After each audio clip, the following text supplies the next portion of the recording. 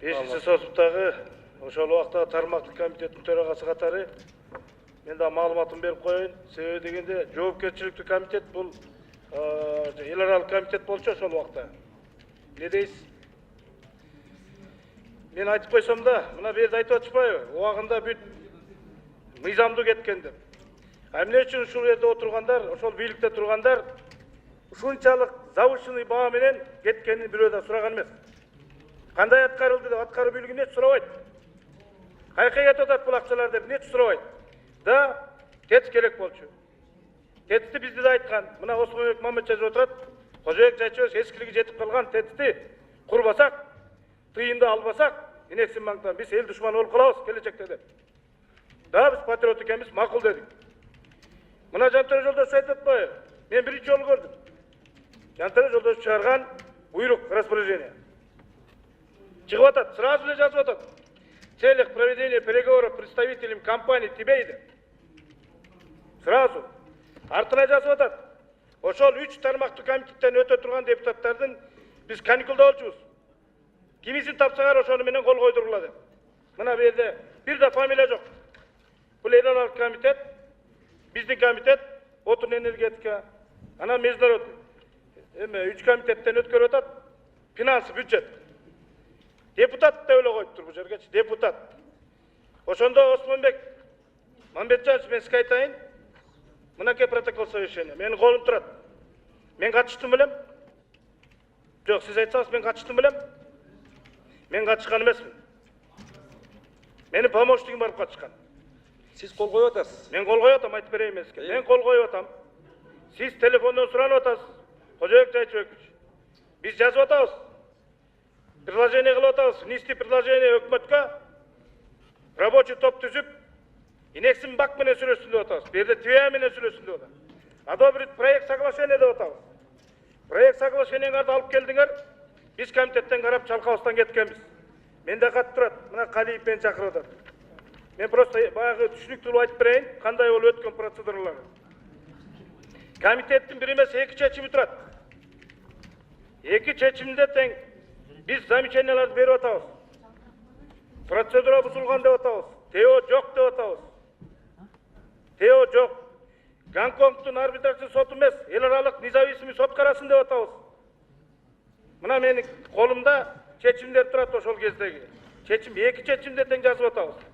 Көптөгөн ряд замечания менен берип атабыз, бирок тармактуу комитеттин чечимин эске албастан алып келип атышат. Ошол убактагы мына биздин ошолдо өкмөттүн сөздөрүн биз угуп, себеби дегенде 61-жыл 62 жыл курулган ТЭЦ авариялык состояниясында турат, курбасак болбойт дегенден урматтуу депутаттар канча деген ратификацияларды өткөрүп жүрөбүз. Өткөрүп бергенден кийин аткаруу бийлиги бүт караш керек болчу. Андан тышкары дагы биз мына ушул эле комиссияга мен сунуш кылгым келет. Датка кеминди бериш керек. Высоковольтный леп до конца иликтеп чыксын. Мына айтылып атат, мен жалган айтпайын.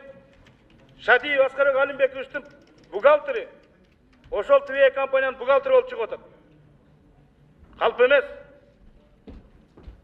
Эмне себептен ошол компаниянын бухгалтери Аскарбек Алимбековичтин бухгалтери болуп калат?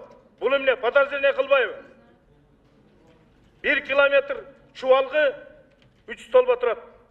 $644 000 салынып атат. Ага дагы жетет. Мен айткам ошондо эле. Атка минерлерге муну эл көтөрөт акыры. Бул өчпөйт. Бул кредит. Муну биз кайтып беребиз. А кайтып бере турган акча болгондо эмне үчүн биз кайдыгер карайбыз? Эмне үчүн аткаруу бийлиги мунун аткарылышын сурабайт? Эмне үчүн бир кычкыч $600, видео наблюдение $14 000, $300 000 ашык грузовой лифти болуп калат. Эмне үчүн аткаруу бийлиги андай эле мыйзамды караса, андай эле кагазга карап иш кылса эмне үчүн мунун аткарылышын сурабайт? Урматтуу депутаттар, сураган да эмес. Мунун баары тең биздин азыр ойлонсок, башынан ушул коррупцияга жасалган нерседей көрүнүп турат. Муну эми мен ачык айтайын, укук коргоо органдары өздөрү иликтеп, канчалык деңгээлде кимдин күнөөсү бар, кимдер буга барган, аны өздөрү тастыкташ керек. Биздин убагыбызда мына Минюска жазып атабыз катты, Шык Маматовго жазып атабыз.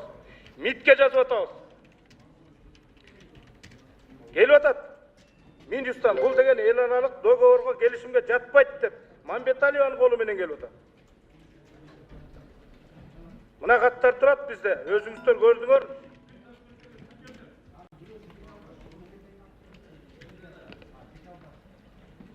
Бир минут кошпогула, оюн бүтүрүп алсын.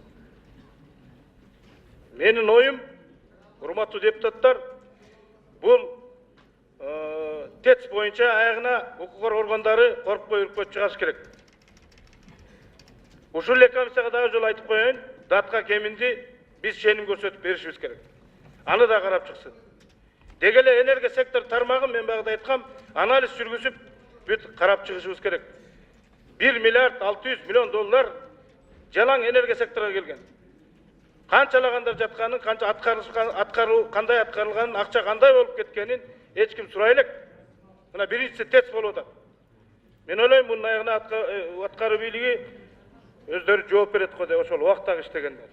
Чоң рахмат көңүл бурганыңыздарга.